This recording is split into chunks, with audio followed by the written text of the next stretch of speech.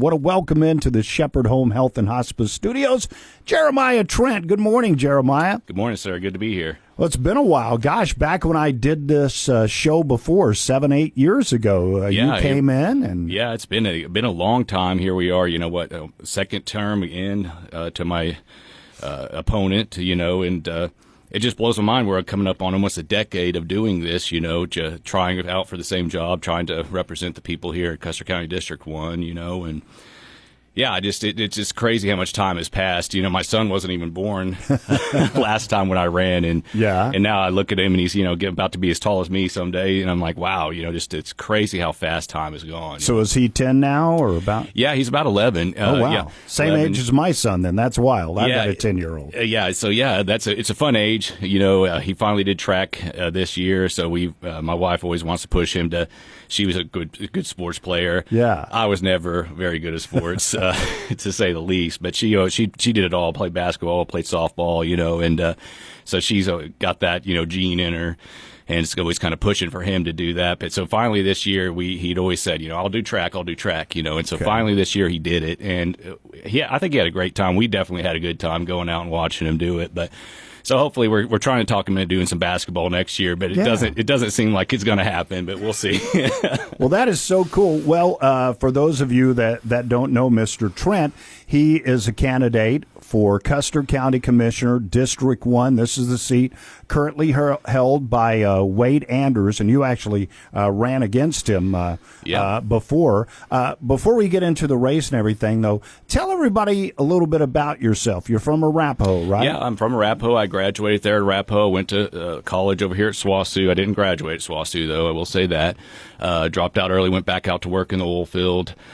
Basically, I've just been there in Arapahoe. I've been the chairman of the Custer County Republican Party. I did that for a while. I've sat on the Arapahoe City Board as a city clerk. And so I've always just had a passion for local government and national government, too, just watching that kind of stuff, and always wanted to serve and to try to make a difference in Western Oklahoma. I have a cousin, this Randy Butler. He, of course, a Democrat, but he was a state rep when I was growing up and stuff like that. So I always watched that, and I thought, man, that'd be so cool. I want to do something like that someday and try to make a difference, not only for myself and my family, but for just Western Oklahoma in general, and District 1 is such an important place to me. It's where I graduated, a place I call home. We live on the west side of Arapahoe there. I love the community, love the people there. And it's something that I think, we need to fight for our own backyard. I think we always get so tied up into national politics, which is easy to do. And we forget sometimes that what goes on down our street, at the courthouse is sometimes far more important than what's going on in Oklahoma City or at Washington, D.C., for that matter.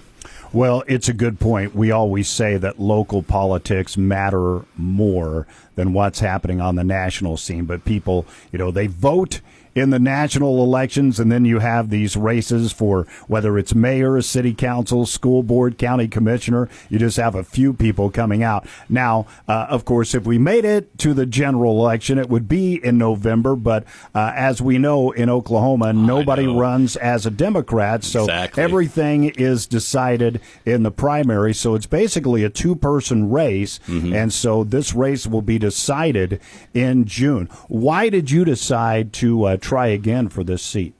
Well, it's just something I want to show my son. Never give up. You get knocked down, you lose. Okay, what do? Go curl up in a corner? No. You get up and you try again. And the issues are still the same. We're overtaxed. We're overburdened here in Custer County. The roads are still not great. Actually, they're pretty terrible. And it's not that Wade is a bad guy or done a bad job. He's done I've been really impressed with a lot of things that he has done, but it's just continuing, to do more. We can do more. And like you talked about earlier, local elections matter. We don't have the turnout. This race, unfortunately, a closed primary system the way it is in Oklahoma, a couple hundred people are going to get to decide this thing. I don't agree with that. It's something I've fought against for over a decade plus now. It's a closed primary system. In my mind, and I think a lot of people would agree with this statement, when it's coming to a local election, for your sheriff, your county commissioner, your county assessor, everybody should be able to vote. Not just a Republican Party, like you said. Only Republicans are going to get to vote in this. But we should have Democrats and Independents should be able to choose who their county representatives are, their local officials are.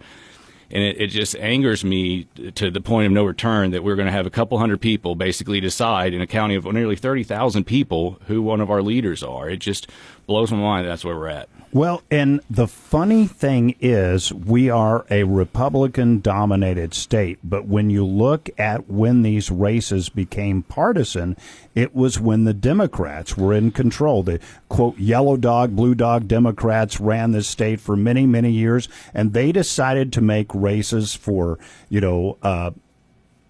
sheriff, county commissioner, treasurer. They decided to make those partisan. I agree with you. I think it should be nonpartisan.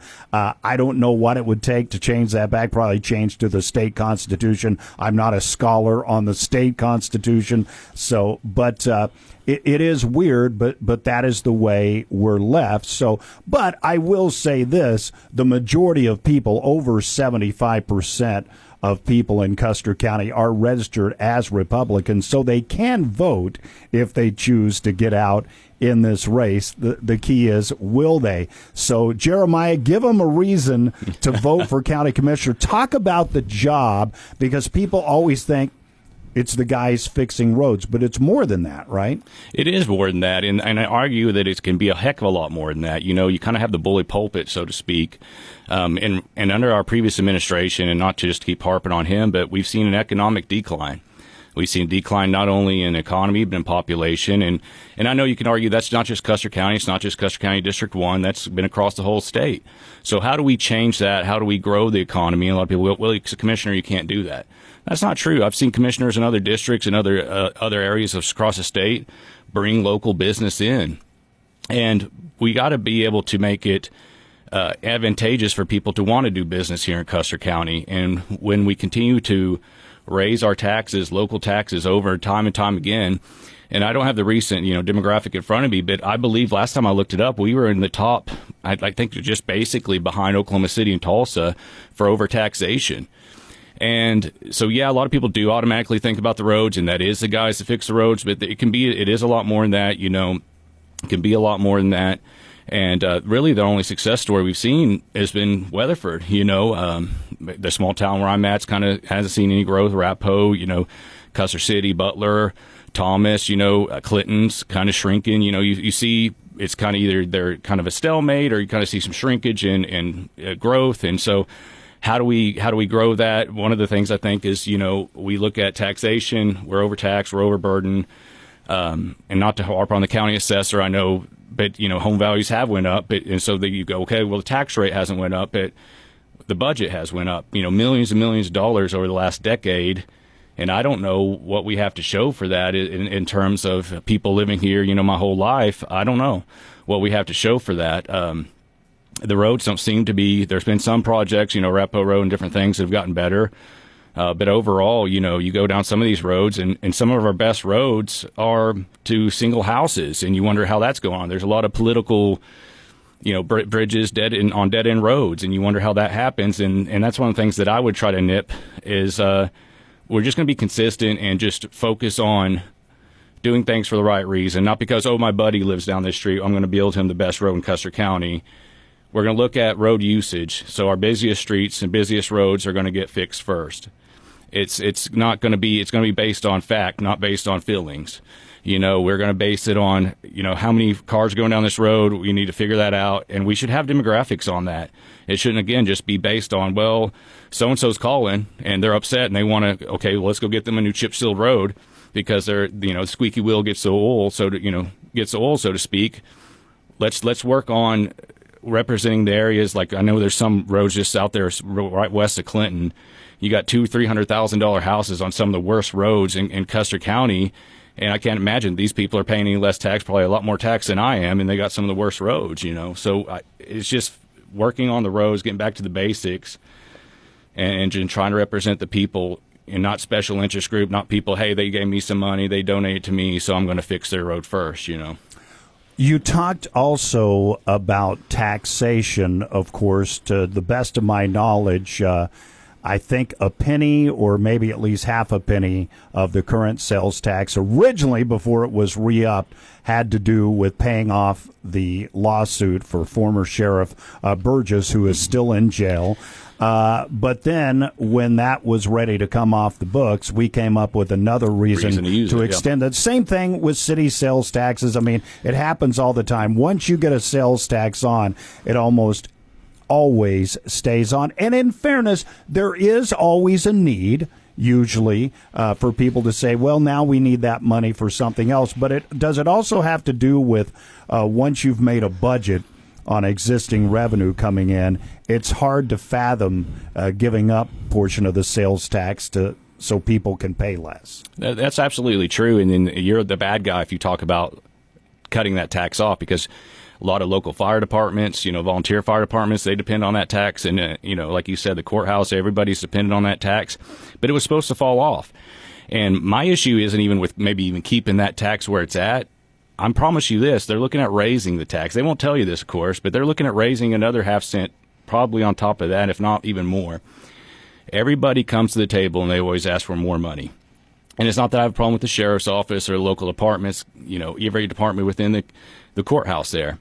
But every district, the county assessor, the sheriff's office, everybody comes to the table and they ask for more money. Every fiscal year, they ask for more and more money, not less. And I understand that to a degree. Costs are going up, inflation's going up. They have to fight for their people. They're trying to buy new vehicles. They're trying to keep their, give pay raises, do what they can. So a lot of that's understandable, but at some point the rubber has to meet the road. We cannot just continue to keep raising taxes and taxes and taxes on people. Everybody's insurance continues to go up. The tax they're paying on their house continues to go up for the assessed value. And at some point, it's like, at what point are we going to be a detriment, everybody just wants more and more money, more time in office, more money. And at a certain point, you got to me anyways, we have to be what we actually claim to be. Republicans claim to be conservative. They claim to be fiscally responsible. And they're not doing that. Every chance that my opponent has gotten to ask for more money, he's asked for more money. Every chance he's gotten to ask for more time, he's asked for more time.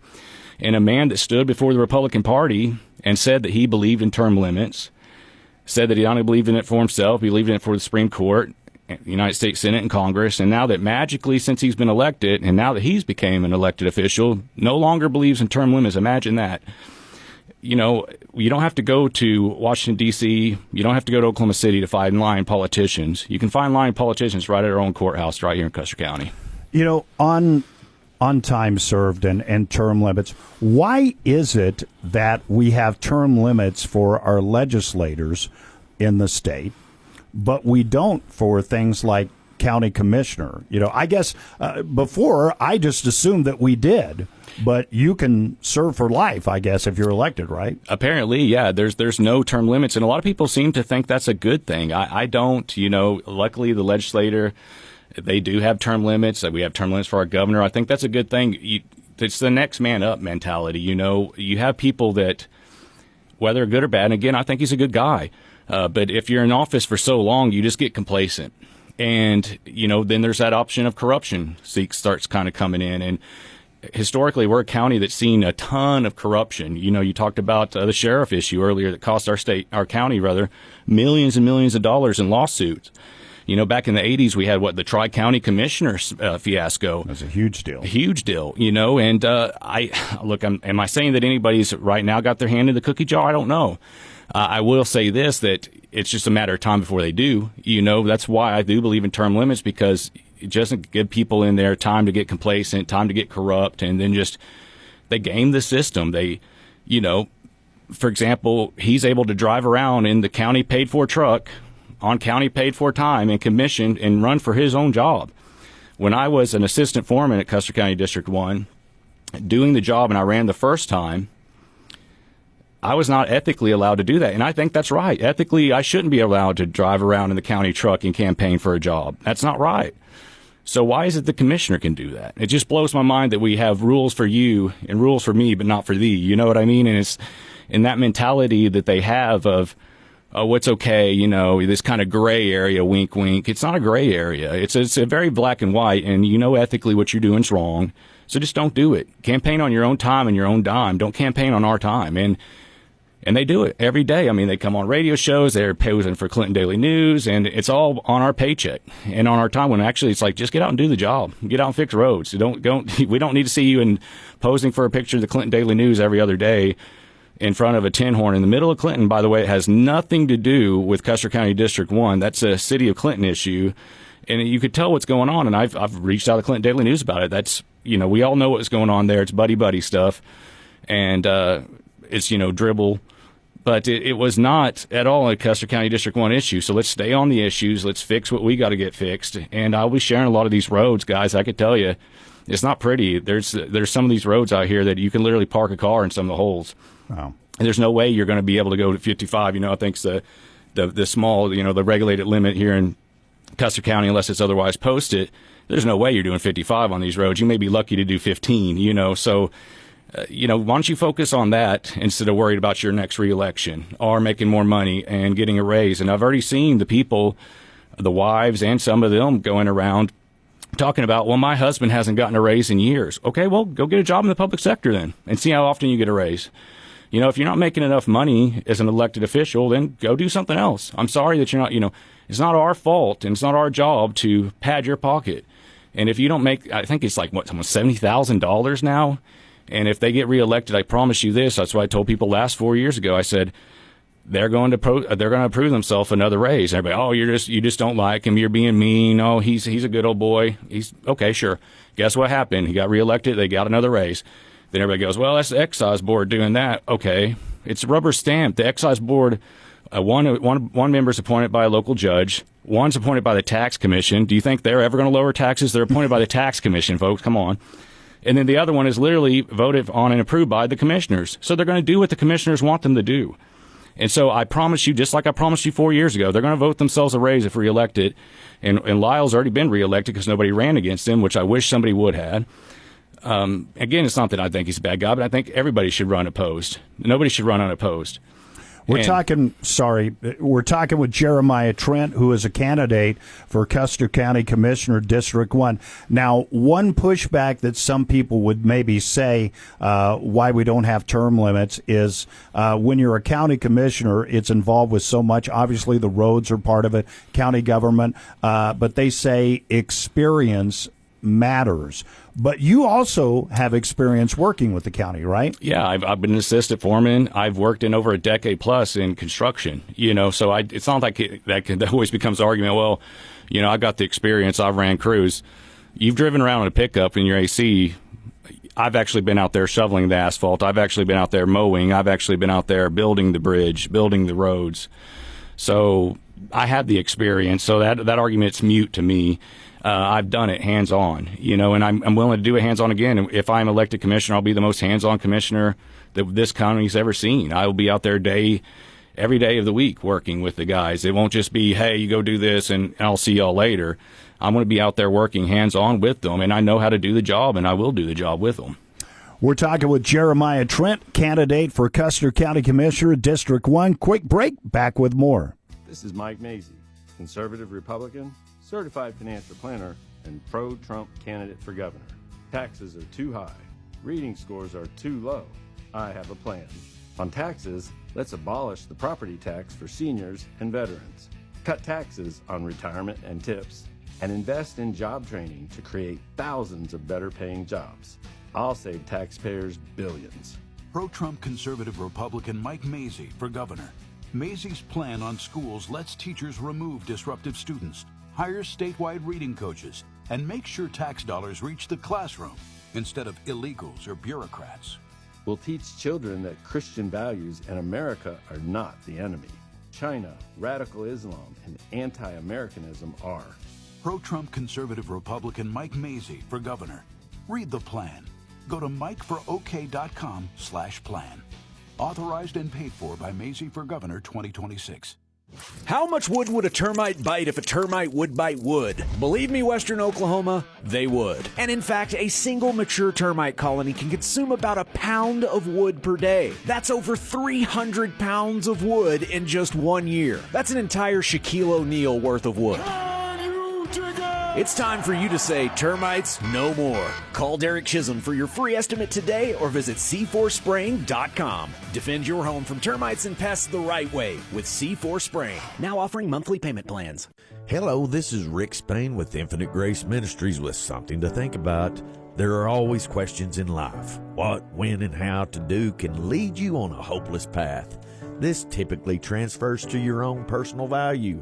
If you find yourself in that hopeless place, don't ask your emotions if you're right. Check your thoughts first. Are you going in the right direction? Your body will always follow your thoughts. Think first and then move. Feelings will adjust. Deer Creek Market and Variety in Hydro, the best in friendly small-town customer service, hosting everything from fresh hand-cut steaks, fresh ground beef made in-house, along with fresh fruits and vegetables, grown and made in Oklahoma nuts, candies, salsas, pickles, and more. And don't forget to check out the Variety side, full of unique made-in-Oklahoma gift items. And now, treat yourself to the brand-new ice cream and coffee parlor, your new go-to spot for a sweet scoop or a fresh brew. Shop Deer Creek Market and Variety in Hydro. 728, it is the Western Oklahoma Wake Up Show. With me in studio is Jeremiah Trent. He's a candidate for Custer County Commissioner, District 1. So bottom line it for us, why do you think people should vote for you? Why do we need a change? And what would you do? Well, I'm going to represent you, the people, first and foremost. This campaign, I've not accepted any outside money, and I will not take any outside money. I don't want that string attached that, hey, well, you remember I did this for you, wink, wink, and that's what we seem to see all the time here in Custer County. I'm going to represent the people. I'll do my best, and I can't promise that I will be able to accomplish all these things, and some of these things even the commissioner can't do. But I'm going to do my best to see that taxes freeze where we're at, that we do not see any increases, that we do not see, again, we've already seen millions of dollars in the budget grow. I think enough has got to be a certain amount enough. And so I want to stop that where it's at. We don't want to see any more taxation of the people, property value, all that, getting taxed to death. And so I'm going to get back to the basics, get the roads fixed. I'm going to do two term limits. I believe in term limits. I've spoken out about it my whole life. I will serve 2 terms and I will step down. I'll move on to something else, or I will just get out of politics completely. So I'm going to represent you, the people. I'm going to be out there working hands-on with the guys, not representing special interest groups, not building bridges on dead-end roads for my buddies. I'm going to get to work for the people, fight day in and day out. And you need me, call me. I'll be there. At the drop of the hat, we're going to see, and we're going to do things the right way with interlocal agreements and different things. We're not going to be, for example, my street, I've had a whole patch since I've ran for commissioner 10 years ago, magically, on the street we live.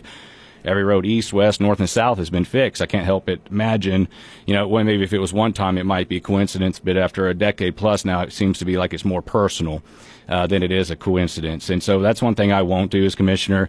If you put my opponent's sign out in your yard, I'm not going to come after you. I'm not going to go against you. You need me, I'll be there. We're going to get right back down to the, what the job entails, and really try to grow the economy right here in Custer County.